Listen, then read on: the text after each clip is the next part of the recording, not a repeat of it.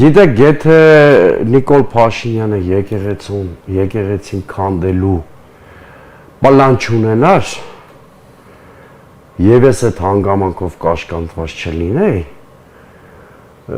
ես վստահ ձեզ կասեի, որ մեր հոգևոր վերնախավ առհասարակ այն որակները չունի, ինչ հաճախ փորձում է հասարակությանը ցույց տալ։ Այդ թվում է 9 թշվառները, որ ստորագրել են այս փաստաթղթի տակ։ Ումով այնք կուսակրոնության ուխտի դեմ պայքարում։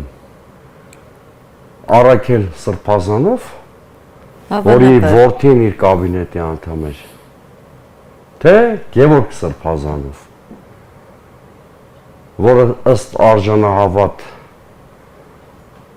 տեղեկությունների իր քահանաներից մեկի կնոջ հետ սիրավեպ է ունեցել։ Դե հավանաբար այսպես են պատկերացնում։ Կամ Նավասարդ Կճոյանը, որը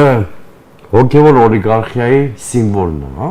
Այդպիսին է եղել, թե գործեր կան անգամ։ Նախկին իշխանության օրոք այդպիսին է եղել։